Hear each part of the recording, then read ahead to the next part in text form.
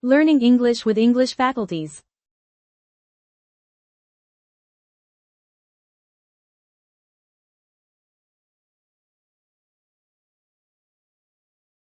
Welcome to our magical explainer adventure through Vowel Valley. So today we're zeroing in on a super fascinating part of reading where letters do, well, some pretty amazing tricks. We all know vowels can make those short, quick sounds, but today is all about the Long Vowel Rule. This is when they proudly shout their very own names. By the end of this journey, you're going to be an absolute expert at spotting the long O and the long U.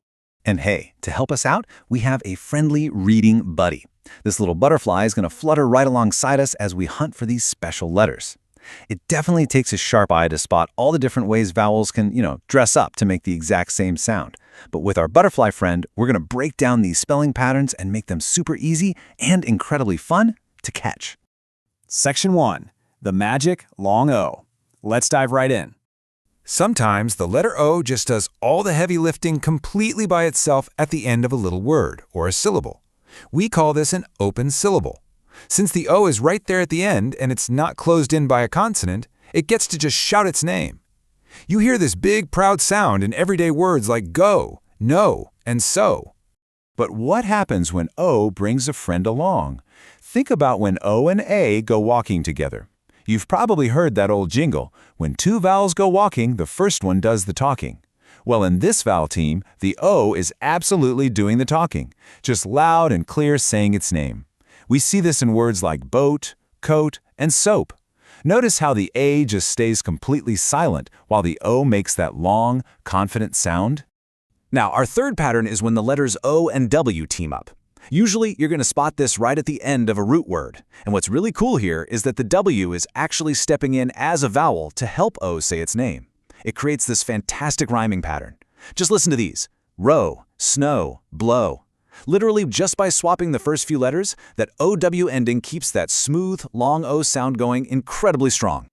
Okay, next up is a small but mighty magic team, O and E together.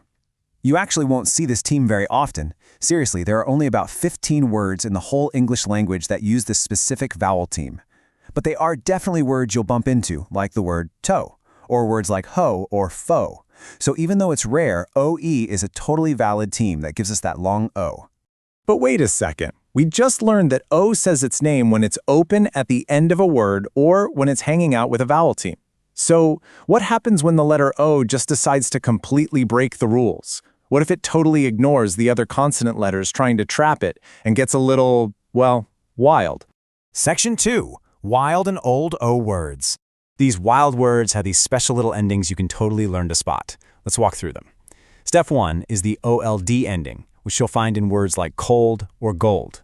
Step 2 is the OLT ending. You hear that in the word colt, a baby horse.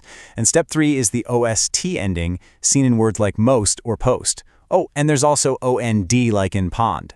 Whenever you see these specific letter groups, just remember the O is acting wild and loudly saying, oh! All right, now that we've completely mastered the O, it's time to uncover a big secret about our next vowel. Did you know the letter U is actually a twin?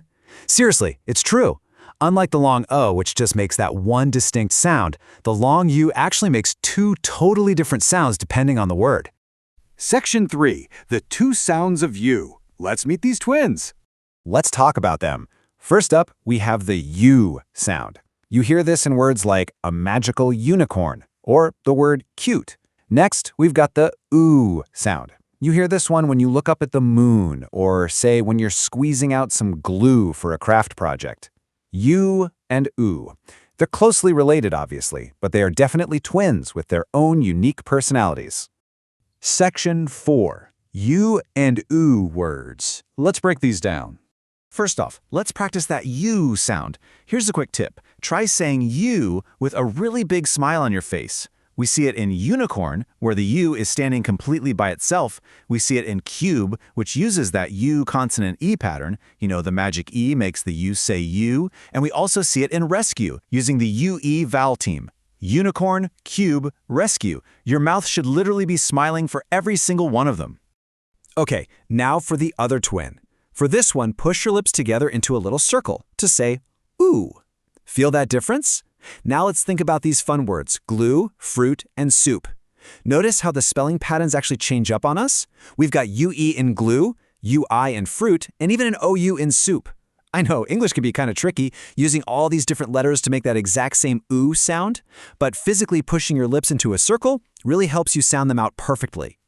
Think about all the long U words out there. Sometimes the spelling really tries to pull a fast one on us. We've got the UE team, the UI team, the EW team, and sometimes even an OO stepping in to make the long U oo sound. But whether it's spelled like truth with just a single U or school with an OO, they all fit perfectly right into our two magic twin sounds. All right, let's play a really quick detective game just to test what we've learned. When you say the word blue, does it make the smiling ew sound or does it make that circular oo sound? Go ahead, say it out loud, and think about the actual shape your mouth is making right now. Section 5. You are a reading champion. Seriously, if you pushed your lips together into a little circle and guessed the oo sound, you nailed it. It's not blue, right? It's blue. By just paying attention to what your mouth is doing and recognizing these spelling patterns, you're genuinely becoming a reading champion. You're not just guessing anymore, you're actually unlocking the secrets of these words. Our beautiful butterfly friend is just so proud of how well you did today. We've completely mastered the magic tricks of the long O, everything from vowel teams to those wild old words, and we've successfully unmasked the twin sounds of the long U.